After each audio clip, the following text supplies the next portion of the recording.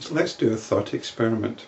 Albert Einstein, the scientist, used to do these thought experiments in order to imagine the results of certain types of behaviour. For example, sitting on the front of a light beam. But we can do one. I want you to imagine that you've got this room to yourself. A room. It can be as big as you like. And it can be decorated any way you like. And you could have anybody you wanted in it. Anybody. Whether you know them or not, whether they're famous or not. And within this room you are completely free to do what you want. You are not subject to any kind of natural law, any kind of social laws, any kind of moral laws.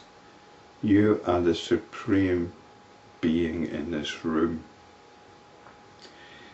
And you've got these other people in this room, and you can do whatever you like with them. Whatever you like. With absolutely no repercussions from anybody else.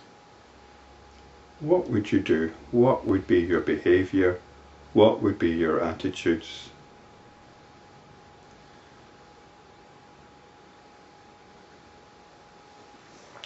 I described it as a thought experiment. But we actually have this room. It's called our mind. It's called our thoughts, our imagination, if you like. We believe that we can think what we like. Nobody else will know about it. Nobody else will know what we're thinking about, what we're imagining. We can be free to pursue whatever desires we want in our mind.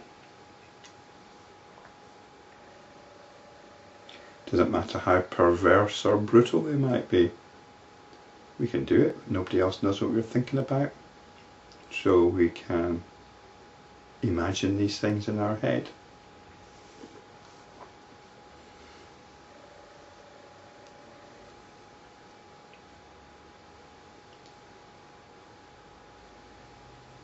On the other hand, well, there's some food for thought, isn't there? There's some food for thought.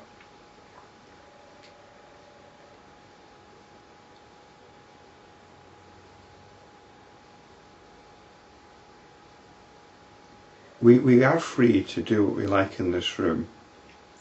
We're free to think whatever we like. But is it really without repercussions?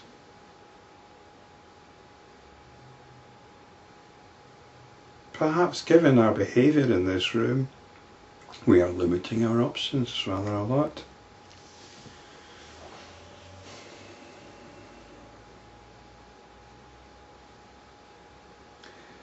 Perhaps we're building little runways for ourselves that we keep repeating, going round and round.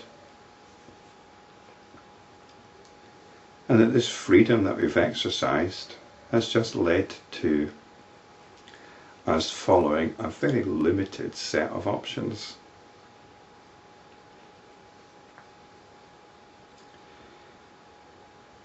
So it's worth spending some time thinking about what we think about.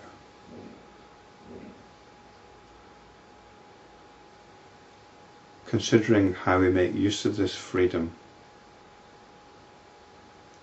Because this is what we're doing with our essence. This is how we're limiting our essence by consigning it to these little rabbit warrens in our head.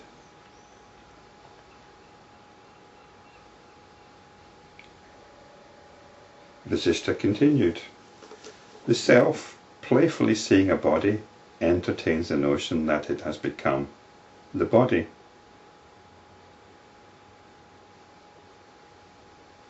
This is the sort of thing I've just been talking about. We get hooked into a certain idea. in our head we get hooked into a certain idea and we keep playing that idea over and over again.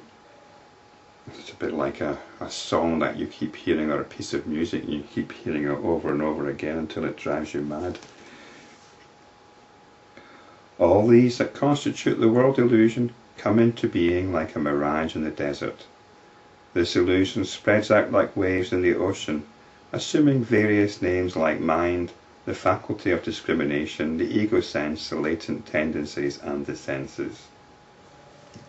So what I've been saying about this private room that we call the mind, that room in which we can think we've got some kind of ultimate freedom, but which we end up limiting ourselves usually. We end up deeply limiting ourselves within. We do something similar with the experiencing that is going on. We construct notions, and we construct these notions with the understanding that there's something external that we have to take into account. So that's the only difference. And these notions here are called the world illusion. And if we're caught up in spiritual understanding, especially if we've been reading the Yoga Vasishta, or we're looking into the spirituality of the mind, then we'll come across words like discrimination, ego sense, latent tendencies, and the senses. And these are also notions as well. The mind and the ego sense are not in fact two, but one and the same. The distinction is verbal. The mind is the ego sense, and what is known as the ego sense is the mind. Only ignorant people think that one is born of the other, even as ignorant people might say that whiteness is born of snow. The previous chapter was concerned to balance any possible tendency we've got to reject certain notions. For example, by rejecting all our notions, it's possible that we're getting into a rather limited notion by doing so. So we have to also embrace all notions and appreciate that we are actually space or awareness for everything. So all these notions that arise, we don't need to reject them, and we don't need to accept them. So if we're getting into rejecting them, then we need to also be able to accept them, and then neither reject nor accept them. Thus, of the mind and the ego sense, if one ceases, the other ceases to be. Hence, instead of entertaining the notion of bondage and that of liberation, abandon all cravings, and through wisdom and dispassion, bring about the cessation of the mind.